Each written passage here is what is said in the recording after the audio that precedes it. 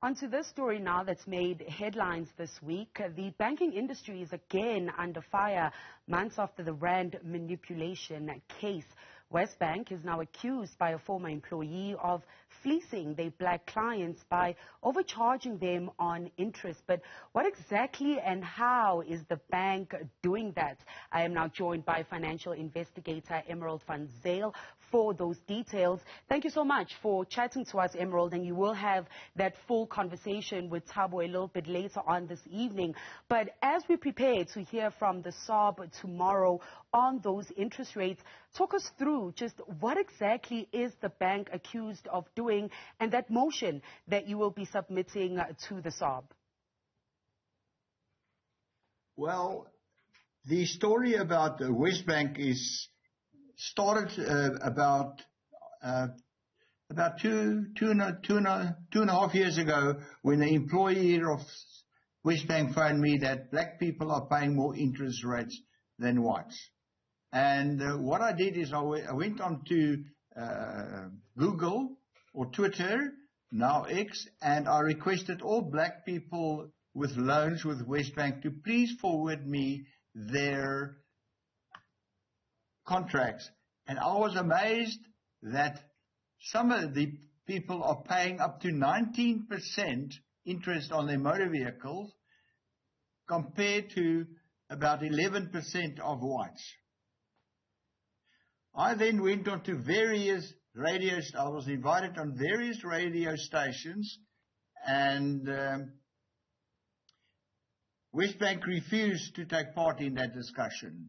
They later published on social media that the two factors that determined interest rates on vehicles is the following: affordability and credit worthiness. Now, if we look at credit worthiness, or we look first at affordability. Affordability, the law is very clear that the installment of a motor vehicle cannot be more than 30% of that person's salary. So everybody that's got a motor vehicle finance in South Africa is credit worthy. We look at can afford it. If we look at credit worthiness, we all know that if it's slightest negative point on your credit record, you will not get a motor vehicle finance.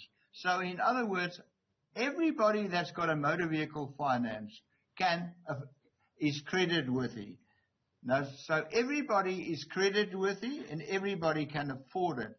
Now, why is it that some people are paying 19% on their motor vehicle and others are paying 11%, and it happens to be that the people that's paying the 19% happens to be all black?